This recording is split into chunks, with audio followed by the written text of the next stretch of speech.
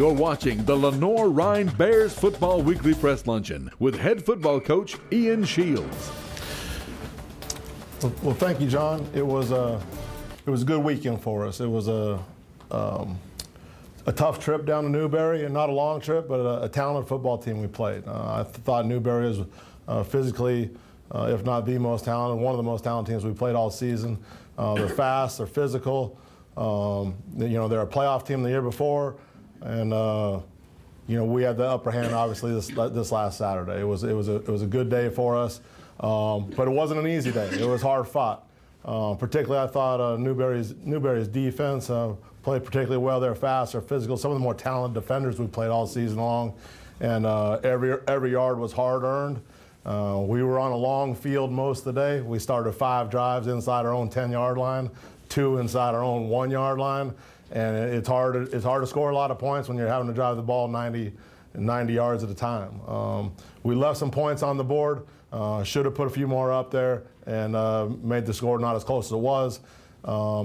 But tip their hat to them as well. They had a bunch of determined competitors, and they gave us their best shot. There's no doubt about that. I thought our defense played spectacular football all day long. I think we gave up 217 or 20 total yards offense. There wasn't a lot to be had. We played exceptionally well defense. We had a great plan in place, and got some big takeaways as well. We ended up winning the turnover battle 3-1. You do that, good things are likely to happen.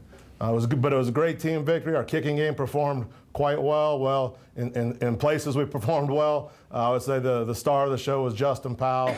Had 3 big field goals, 2 over 40 yards, and was a South Atlantic Conference Special Teams Player of the Week.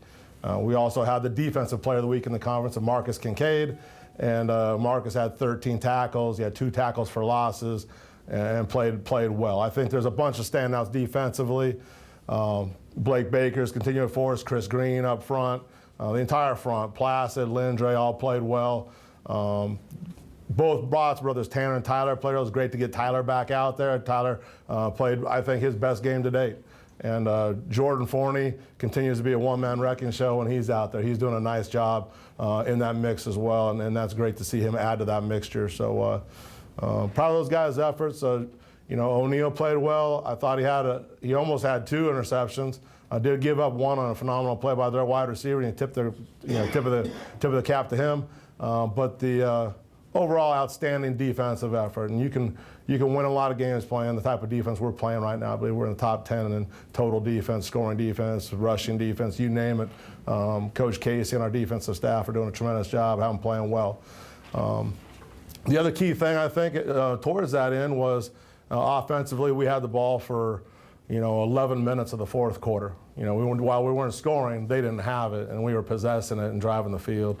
And 3rd quarter, the same thing. We had the ball for 9 minutes in the 3rd quarter. So I believe their offense was on the field for just over 8 minutes the entire second half. So that's the ball control, our defense winning just about every critical situation on 3rd and 4th down. I believe they were 3 for 16 and 3rd and 4th down combined. You're going to win just about every game you can do that. So that was well done. Again, there's no easy victory. Every one is hard earned, that one particularly. And we're excited to get back home here between the bricks for our Morris Hill contest this Saturday. Looking forward to Morris Hill. Again, talented team. Had 1 loss in conference. They're scoring a bunch of points. They got a dangerous group. They have a tailback that's as good as we've seen. Division I transfer. He's had over 500 yards rushing in the last 2 games. He's putting up a ton of numbers and he get a ton of carries as well. And they got the big offensive line. They're well over 300 pounds across the front. And that's Coach Clifton's put together a heck of a plan. Obviously, it's not his first rodeo being there. I believe his 22nd year, and him and his staff do a heck of a job preparing those guys. You can see that on tape. They also have the most dangerous receiver in the league, in Dimitri Holmes, who's double dangerous when you add his returning abilities to it in the kicking game. So we have to be aware of where he's at all times, whether it's in offense or in the special teams phase. Defensively, they're multiple. I think one of the hidden advantages they have is this is the 4th option team they've played this season. So it won't be foreign to them what we're getting ready or what we're going to attempt to do to them. Them having played Shorter, Brevard, Carson Newman, now ourselves. So, like I said, they have as many reps against option football probably as any team in the country. So that's a formidable task that we have as a program offensively preparing for them, and they've been quite multiple against those teams. So, like I said, there's some big challenges in front, but we're excited to get home and play this contest and, get back to work here between the bricks. With that, I'll open up any questions going forward, either regarding last game, I should say, or for the Mars Hill contest this Saturday. Okay, I was going to ask you a little bit to expound a little bit on that theme that, hey, it's a home game. You've had a whole lot of success at home, and wonder if you could talk about that. Well, our guys love to play at home. They love to get here between the bricks. So we have the best crowd, unquestionably, in the South Atlantic Conference, arguably in the country at this level.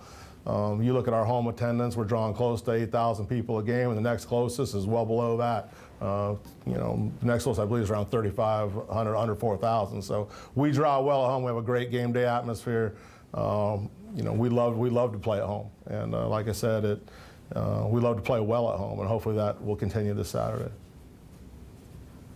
Coach, you mentioned their big offensive line and their tailback, who has like 75% of their rushing yards. How have you prepared for them this week? Well, right now we haven't. We're prepared. We've prepared mentally for this, because today's our first day, out to practice. So obviously, there's a bunch of tape. There's a bunch of carries on tape, and what they like to do, what they try to do. I don't think there's any secret about what they're going to try and do. They're going to try and establish him, and hit the play action pass and run their offense. I think they're, slowing Harvest now will be a real challenge for us. It's been a challenge for everybody. And then you add it, it's dangerous because you load up too much, and you got one of the more dynamic players in the conference out there in home. So, that's the way they're built, and that's the way their offense is built. So, like I said, you always want to stop the run, but, at what expense? You don't want to leave guys hanging out in coverage too long either. So that's a cat and mouse game, the chess game, so to speak, on the boards. You talked about the defense a little bit from the game on Saturday with Newberry. Can you talk about how Placid, Blake, and Chris, they were pretty much outsized like they are a lot of times, especially Blake going against the guy he went against all day, pushing him back in the backfield. But a lot of their plays started off with Merton in the hole because the center wasn't snapping the ball to the shotgun real well, probably worried about Chris on the other side of him. Well, it's a challenge. A lot of the shotgun teams nowadays, when you cover a center with an explosive football player, that adds an element of difficulty for the center to have an accurate snap, an on-time snap that's well placed, so the quarterback can operate and still try and block a guy with bad intentions in front of you. It looks a lot easier on TV than it is in real life. Chris is a force in there, and even though he's not showing up in the stat sheet a lot, he's taking up a lot of blocks. He's drawing a lot of double teams. He's creating havoc in there, and he's a heck of a football player in there. And then that frees Blake up from time to time to get some one-on-one blocks, and Blake's difficult to block in a one-on-one situation. He's fast and he's physical. That's a good place to start. We often say it's not how you look getting off the bus, it's how you look getting off the ball. And Blake's a perfect example of that. He looks a little goofy, it's particularly when you figure in all the accolades he's had as an All-American. You say that's your All-American, but he's a heck of a football player. And his motor drives our defense, and his activity is remarkable. And like I said, he's someone people have to look at and game plan around. And like I said, the success of our defense starts up front, and quite frankly, the success of our team starts up front. You can ride a defensive line to a championship, and that's our hope. I think we're pretty strong up there when you factor in Placid and Lindray on the edges. That's a good front four, But Blake and Chris, it starts inside. Okay, we talked special teams before. Can you, no, this is not coaching 101, but a couple of years ago they changed the kickoff rule. The touchback goes to a 25. How does that factor in as a coach what you do on a kickoff, because on both sides? Because we've had trouble covering kickoffs. We've run a gauntlet of great returners from Houston, from Tusculum, Miller, from Newberry. We have Holmes this week. Yeah, we, Justin's done a good job of kicking the ball into the end zone. We've had quite a few touchbacks, as we say, so then there's no return, that's the optimal solution. That being said, we played in some wind games where it's been a challenge. When you're kicking into the wind, and you're trying to give your coverage team a chance to cover the kick and you're trying to kick it not straight down the middle of the field typically.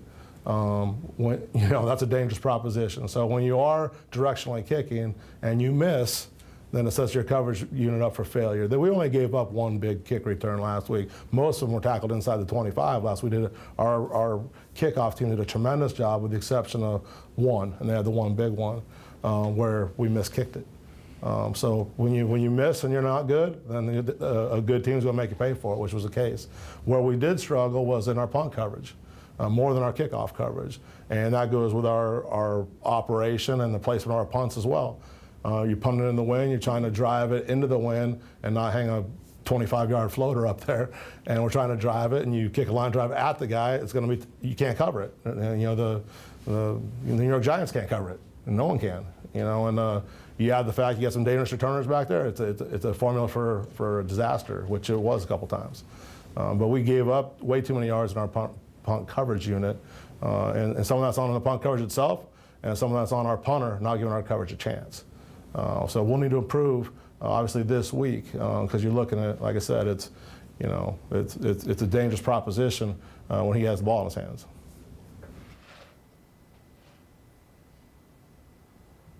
One other one, the drive that started just under 5 minutes ago in the first half, our next to last drive. I know you talked early on that one of the changes we would see in our program, not necessarily with the triple option, but that we would speed the game up from time to time. It seemed to be a little warmer Saturday and probably would be expected at this time of the year. And most coaches probably want to keep their defense off the field as much as possible. We sped up at that time and gave them the ball right back. Did that concern you that we weren't able to execute on that drive being late in the first half where your ideal thing would have been take up most of the clock, score, then you get the ball coming out. You can separate scoring twice in a row like that. Well, I didn't have that impression necessarily that we were trying to speed it up. That wasn't our intention. Our intention is to go down and score a touchdown. And the other thing is we don't need to protect our defense. We have the best defense, and we're one of the best defenses in the country. So you can call the game a little differently when you got a good chance of getting a stop on the flip side of it, which we did. And we did get the ball back within the first half, and we did drive the field at the end of the first half, and we hit the big field goal to give us some momentum going into the half. So I felt good about how that end of the first half played out. Like I said, throughout the game, we left some points on the board, particularly when you go to what we call our green zone offense going in, was where I felt, where I think we all felt the most frustrated looking back at that football game and going back in and graded on Sunday. We left some things out that we shouldn't have left out there. With that being said, it was a great week with the big win over Newberry. We look forward to getting back between the bricks here against Moretz this Saturday and meet the Lions here Saturday afternoon. It's going to be a great day. We'll have a great atmosphere and encourage all Bear Nation to show up.